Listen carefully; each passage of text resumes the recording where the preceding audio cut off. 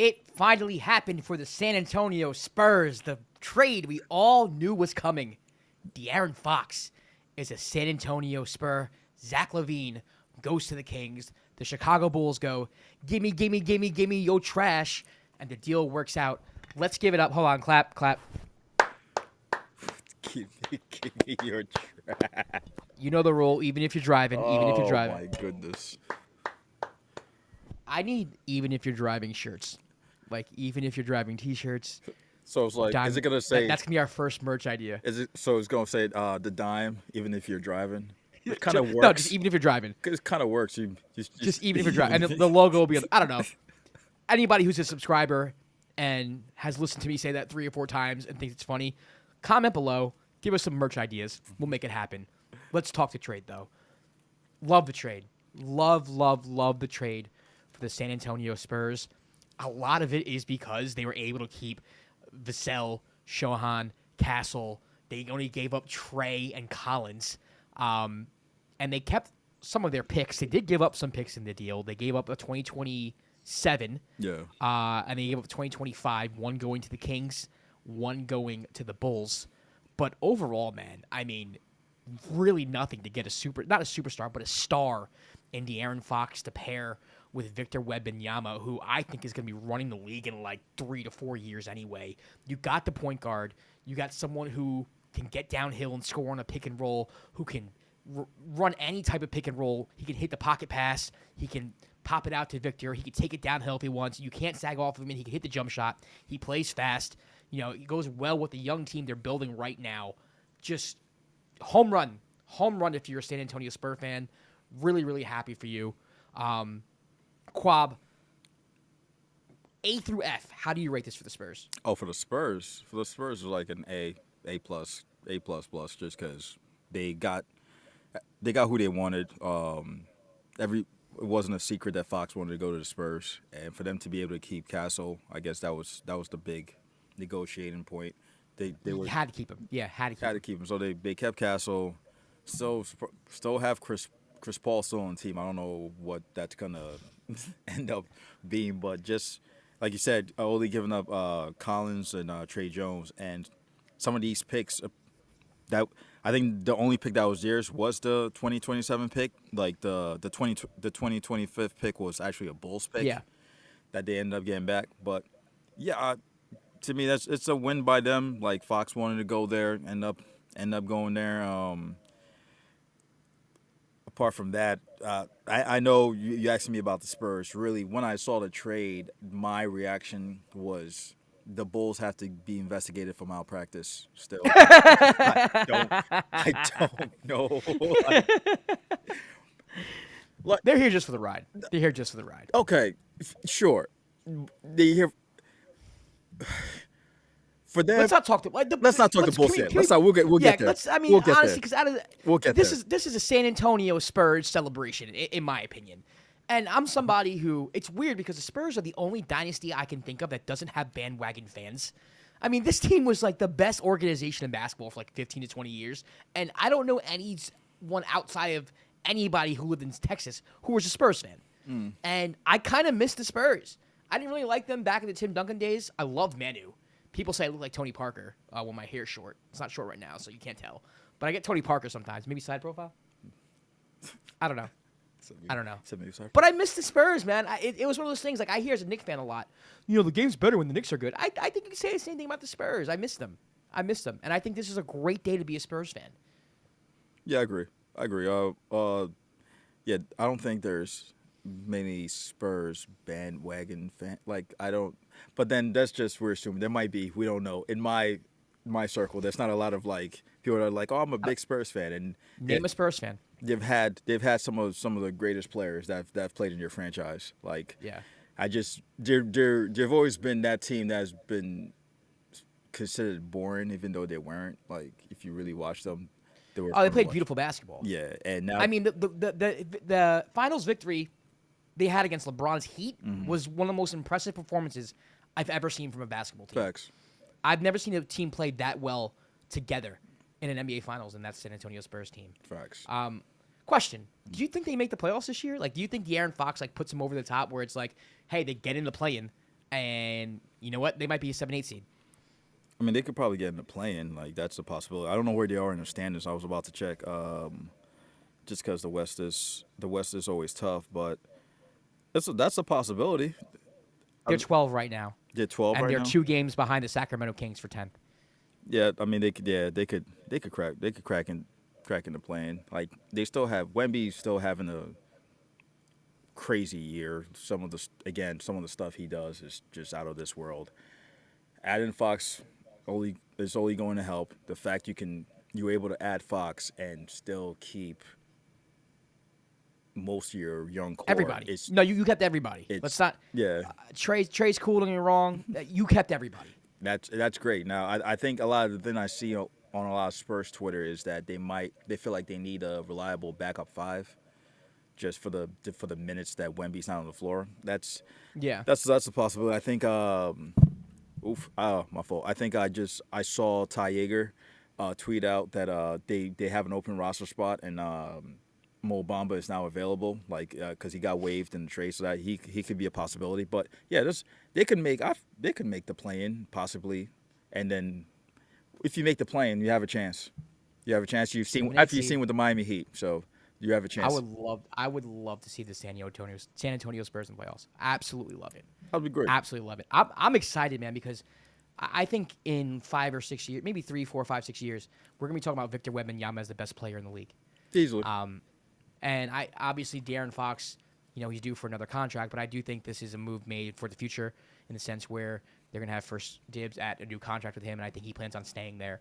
I don't know what's going on with Popovich and his health, or the future there, but that organization in general, even without Popovich moving forward, is a very well-run organization. It's turned into a nice basketball city, and their talent, man, their young talent is so exciting. I like all their young players. Yeah. Like all their young players. They're fun. They're fun to watch. Vassell, maybe. But I love Castle. I love Shohan. I'm just a really big. I'm really high on the Spurs. I don't think they're there yet, but like it wouldn't surprise me if like in 2 years like they are what the Rockets are right now. If that makes any sense. Yeah. Like 2 seed, all this young talent coming together. It wouldn't surprise me at all. Before we exit out of this though, Sacramento Kings, DeMar DeRozan, and Zach Lavine reunited. Yeah, I feel like there might be another move coming just because like that lineup doesn't make sense to me when I look at it on paper. So their lineup is going to be Malik Monk, Zach Lavine, DeMar DeRozan, Keegan Murray, and Sabonis. Like it. Yeah, I think they did it for the picks. You get 3 first-round picks, you get 3 second-round picks, and at the end of the day, if you bring Zach Lavine in, like what you just said, you can make another move. Yeah. Or you can just like, hey Sacramento, let's score 140 and maybe we'll win. 140 to 139 every game. It's a possibility. That's a lot. It's a lot of offense. It's a lot of offense. If you're a Kings fan, let us know what you think, because I'm having a hard time thinking about what I think.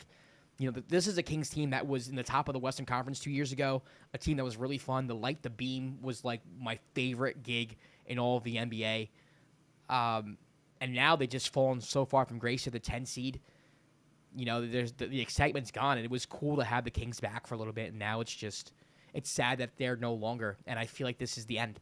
You get Zach Lavine. He's really talented, don't get me wrong, but like, what are you building here? We saw him and DeMar. They just added Zach Lavine like this is the end.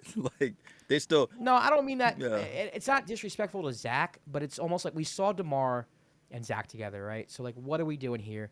Sabonis, how does he fit with Sabonis? You lost your franchise point guard. It's just like, what direction are we going in? Are we tanking? We did get all these picks. I mean, they have all the picks, but a lot of those picks are their picks. So I mean, they can still make a move here and there, and they need to get a lead guard unless they're comfortable with what they have. I just on paper it looks like a weird fit. It just looks like a weird fit to me. Yeah.